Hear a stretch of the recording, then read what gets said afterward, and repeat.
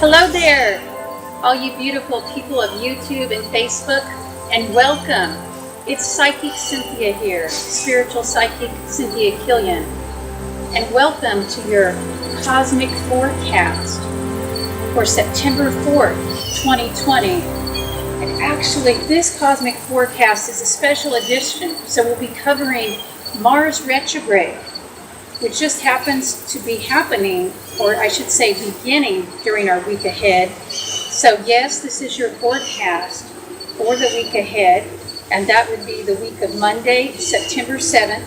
Yay! Happy Labor Day, right? For those of us in the U.S. So welcome. We're going to talk about Mars retrograde. Yes, that's right. Coming up in this week ahead, Mars, not Mercury, hear me, I said Mars, will be turning retrograde. And that is going to actually technically happen on this upcoming Wednesday. So that's Wednesday, September 9th. But this full retrograde cycle this time around for Mars will be September 9th to November 13th, 2020. And Mars only retrogrades about every 2 years. Actually, I think it's 22 months. Around that, somewhere like that. So this isn't something that happens very often, and when it does happen, it's very powerful because we're not as accustomed to it as, say, a Mercury retrograde. And yes, Mercury retrogrades are very powerful, but they happen 3 to 4 times a year. So you get a chance to get more used to Mercury retrograde. But Mars retrograde, it's like this 2-year review that we get, the biannual review.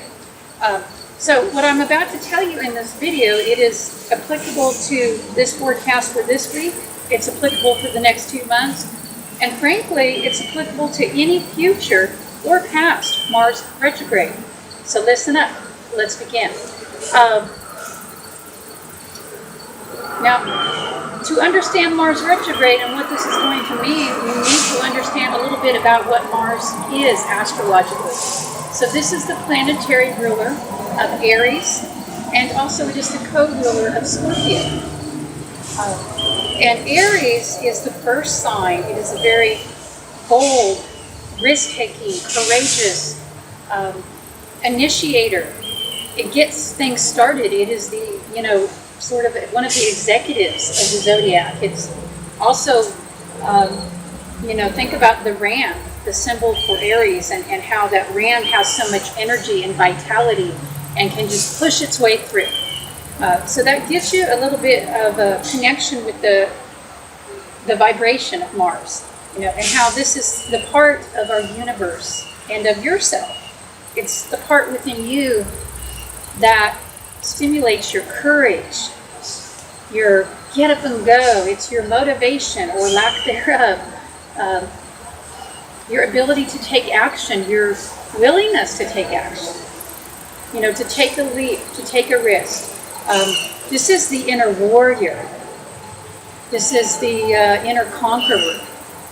And, the inner warrior and the inner conqueror, these can be spiritual warriors and spiritual conquerors. It doesn't have to mean just going out and, being in the military, although there certainly is a connection with that with Mars in the ancient days.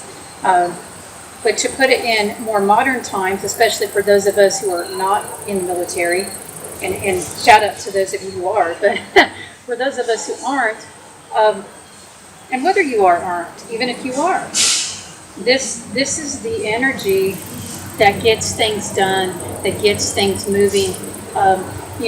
We can be spiritual warriors and masters of our own inner selves. We can conquer our fears.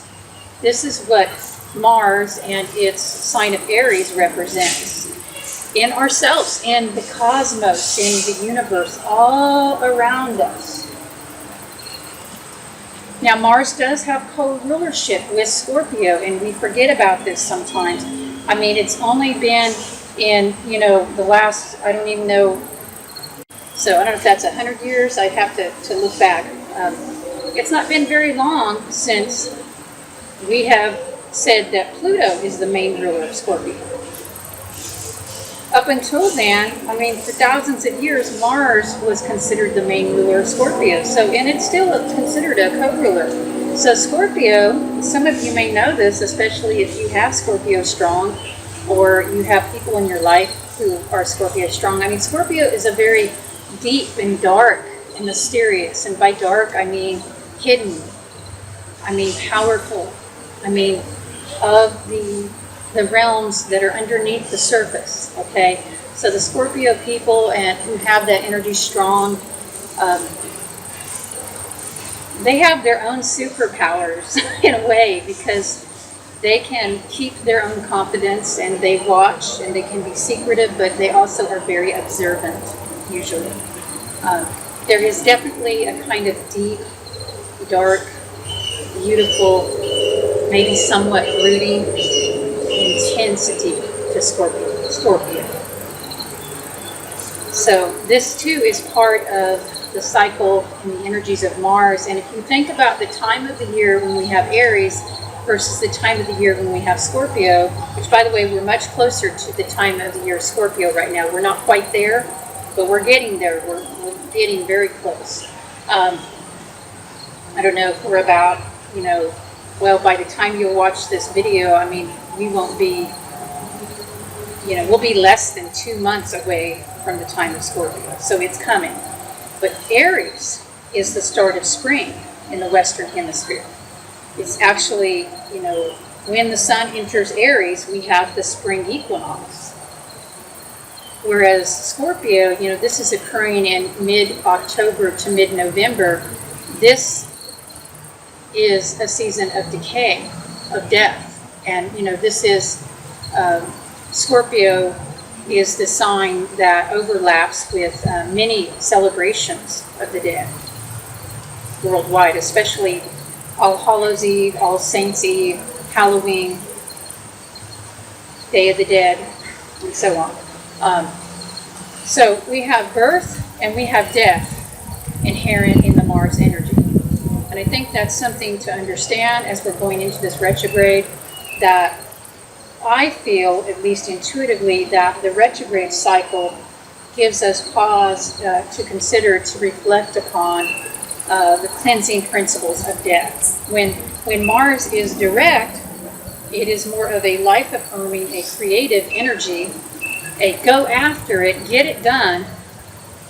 And when it's retrograde, it goes into its deeper parts, into the underworld. It causes you to reflect on what you need to let go of, on where you need to cleanse. It may even be what you need to let go of, what you need to stop engaging in order to move forward eventually after the retrograde.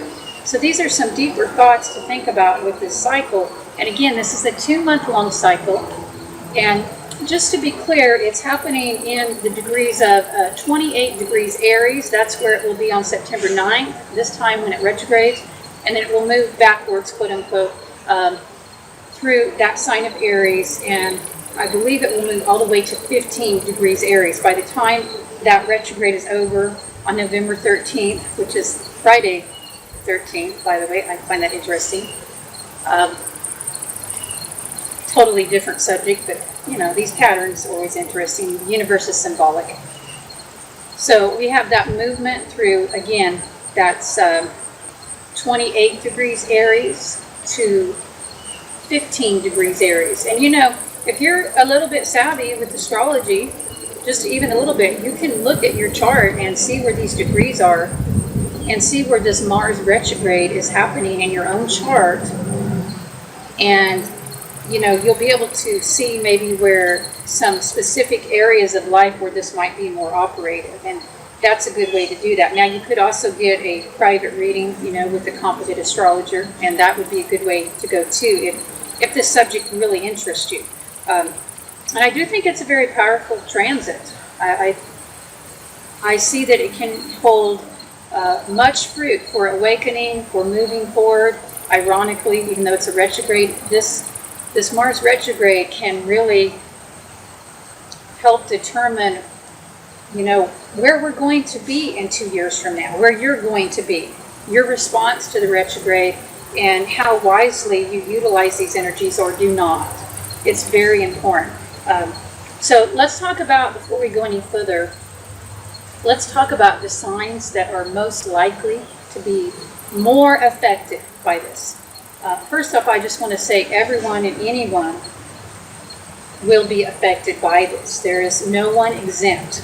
And I know some people like to think that they're exempt from astrological cycles.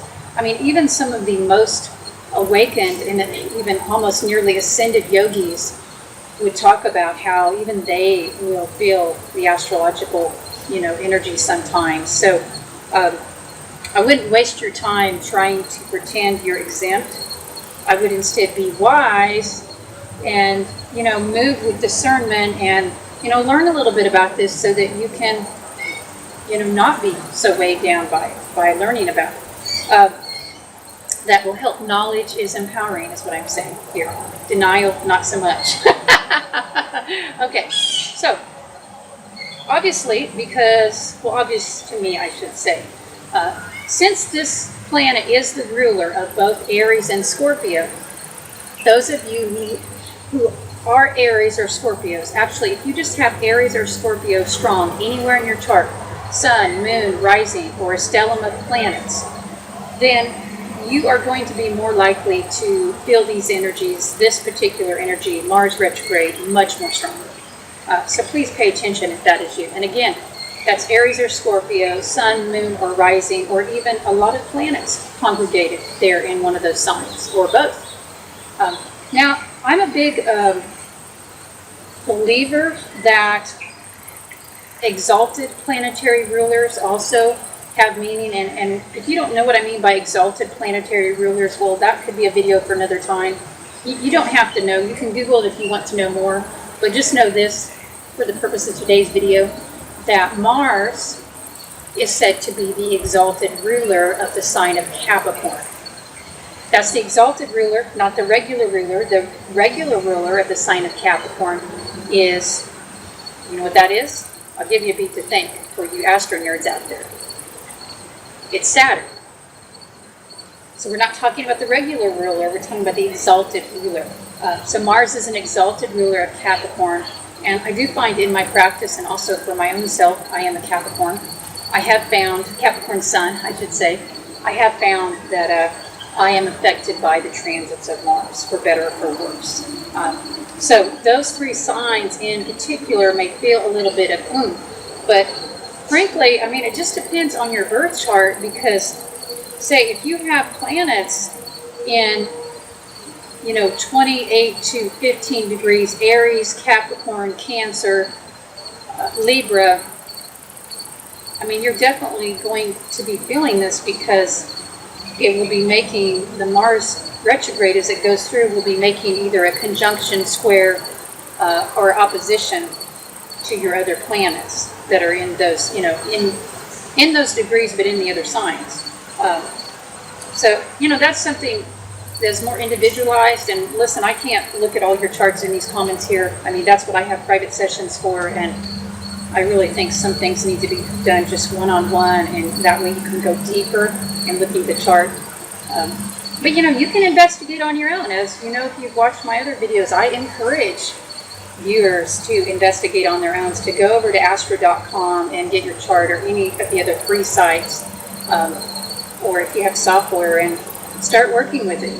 Look at your degrees. But you don't need to get that complex, okay? You really don't. You don't have to. You can if you're an astro nerd like I am. And I'm proud. I'm proud of my astro nerdness, by the way. That's something to be proud of in today's age, especially because not very many people have the patience to actually study astrology. So if you do, I'm proud of you too, and shout out to you. But, maybe you just want to touch the surface with this. So, yeah, Aries, Scorpio, Capricorn, most affected, okay? And maybe Cancer and Libra too, okay? So, moving on here, let's talk more about some do's and some don'ts with this, and also what to look out for.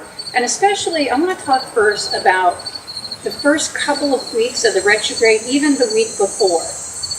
Even right now, as I'm making this video, with Mars retrograding, soon, I'm even now starting to feel some of the, you could call it side effects, some of the shifts in my consciousness and my energy levels. Now Mars in its normal state, when it's not retrograde, I mean always, but especially when it's not retrograde, Mars is the planet that directly rules and affects our physical energy, our vital energy. Mars also affects, it gives us great enthusiasm, great motivation, great get up and go, gets that competitive principle in a very positive sense, that aggression in the sense of nature, the way a plant is aggressive. A plant must aggressively grow to thrive, but you don't want to be too aggressive, so there's balance here that's needed. But yes, Mars gives us that get up and go. Mars gives us what we need to get stuff done. It gives us that inner hump. So this is the planet of passion. And yes, that does include the physical passion for a lover, but it also includes that passion we can feel for the spiritual path, for a project, for a vision. Now, if you look at the symbol for Mars, and let's look at that symbol. So looking at that symbol, you can see that there's a circle with an arrow. And let's talk a little bit about that. That'll help you understand what's happening in the retrograde. So that circle, well, it has different meanings, but generally when you see the circle in any astrological glyph or a planetary glyph, that is the circle of spirit. So that's the soul, your spirit. And then that arrow is actually considered a cross. And listen, I know it's not a Christian cross, but that was and is an alchemical cross. And it's the cross of matter. Matter meaning this physical world, physical denseness. And so in the Mars symbol, we have the union of spirit and matter. And you can see the way that arrow shoots out, that this is, you getting fired up from the heart. Okay, the circle is like, I think of it as the heart too. Even though it's called the circle of spirit, I think of it as the heart of a person. That inner longing, that oneness with the divine inside. So this is that part of your soul, your spirit, that is inspired. Listen to that word, inspired. And then from that place of inspiration, you burst forth into the world of matter and you create something, you do something, you take action, and the arrow is pointing you in the right direction. So ordinarily, this is how Mars operates. That you have the inspiration, you have the get up and go, you have the passion, it's coming from your connection to spirit. And you don't have to even be on a spiritual path to have this. All humans are endowed with some part of this, even if they're not consciously working with it. Now, if you are more consciously working with spirit, with your own spirit, with your soul, then all the more you'll have even stronger Mars energy. When you're on your path, when you're living your orlog or your dharma, when you're fulfilling your destiny, in other words, when you're syncing up, that's what this is. You're syncing up your earthly life with your spiritual desires. Then, wow, you can move mountains, right? Now, when the retrograde comes, I want you to imagine that this symbol reverses. So then, the part that is the cross of matter is going downwards. It's not projecting outwards anymore. It's going back down. It's descending into the underworld. It's going dormant. It's resting. Like a plant that has shed its leaves and is sending the energy back down into the roots. And for those of you who have spent any time around plants, in forests and gardens or even house plants, you know that this is part of nature. Even your lawn, or the lawn in a park that you walk by. Lawns go dormant in most places. Okay, if you're at the equator, that's not true. But in the northern hemisphere where I live, and also in the southern hemisphere, if you're not at the equator, there are periods of dormancy for the plants, the vegetation. So that's what this retrograde is. It's that impetus that you have to go out there and get it done. It is going to be a little bit more dormant than normal. And listen, I know you can't put your life on hold for the next 2 months. I get that. But you do need to be prepared to be more patient. You need to understand that that energy that usually emanates from spirit outward into the material world is now really channeling into, your subconscious and into the other world. And the reason it's doing this, by the way, is to work on repair of your subtle energy bodies. It's also to help you look at what you need to repair in your life, what you need to redo, what you need to review. And there's a slowing down effect here. Because if that arrow is not pointing upwards, you can't take the direct path anymore to your goals for a little while.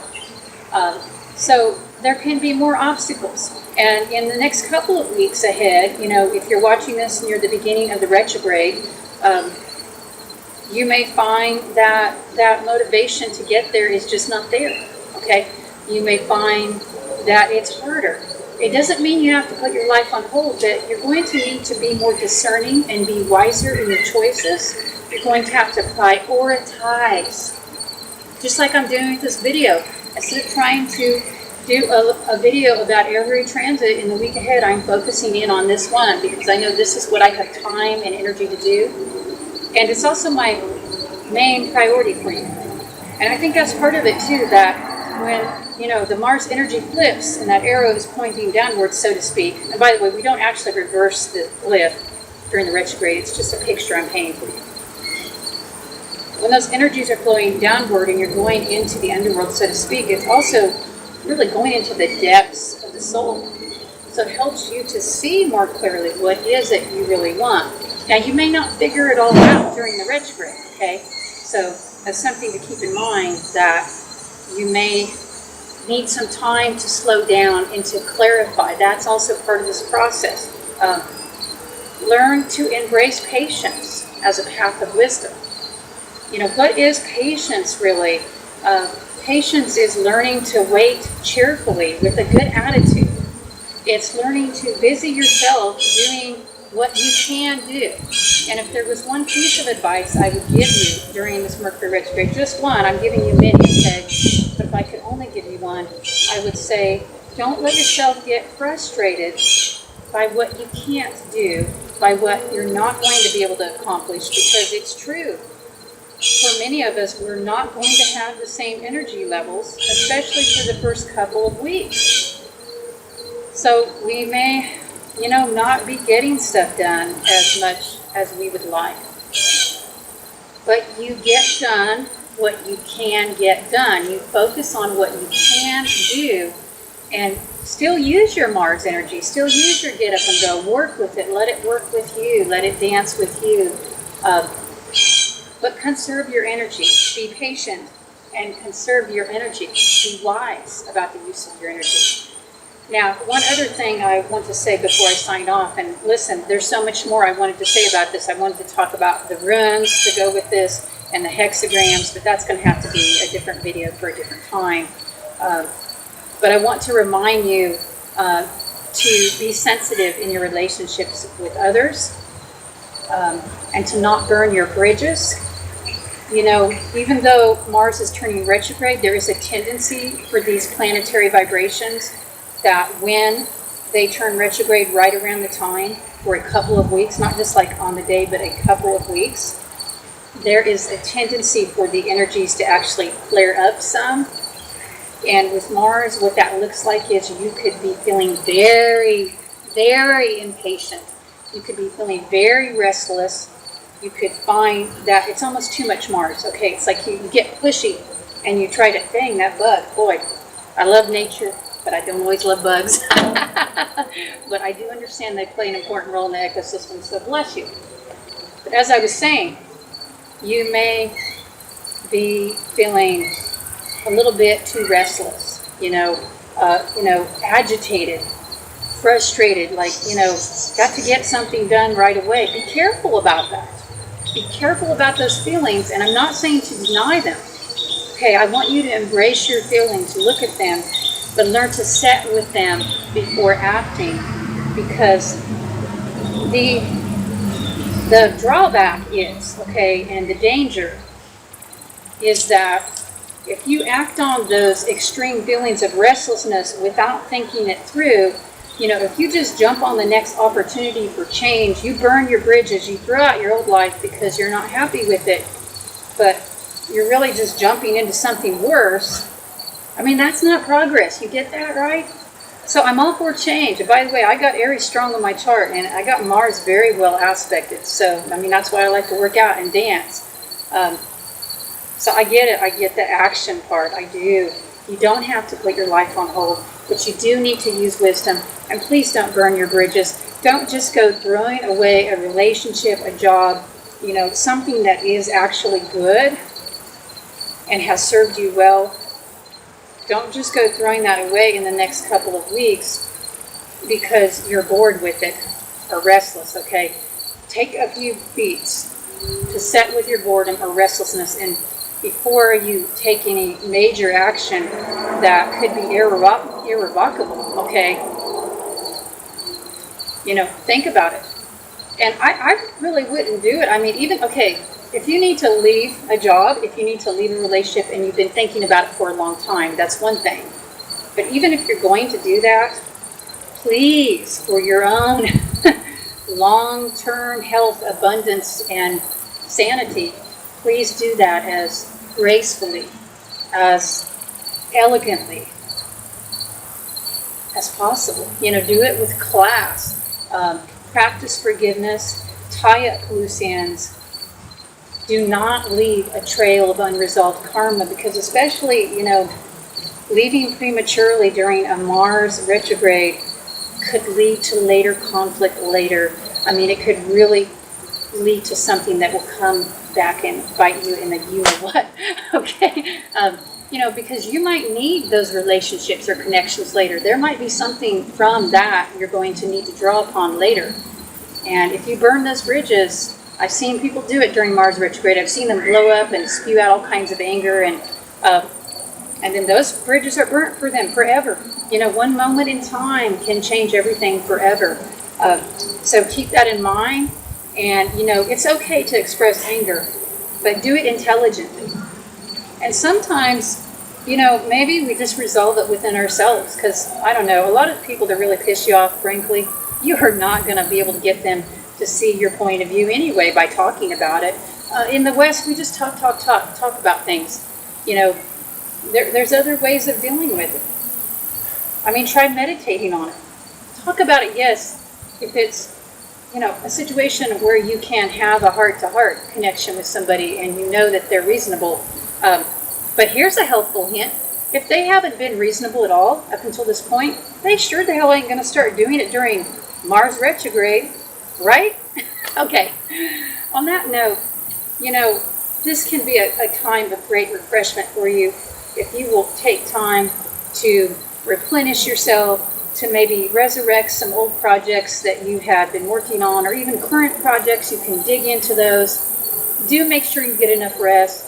Do slow down. Do be patient. If the passion isn't there right now, if the enthusiasm isn't there right now, then maybe you just utilize this time to get replenished. And then you'll be better for it after Mars turns back direct in November. Dear ones, I hope you found this cosmic forecast helpful today. And do let me know in the comments how you're working with the Mars retrograde energies, and how you're feeling the influence in your life, and what kind of things you're doing to keep yourself nourished and sane during these times. Until next week, I'm sending you all the love in the world and asking that the energy and the blessings of the cosmos rain down upon you, yours, and your loved ones. Bright blessings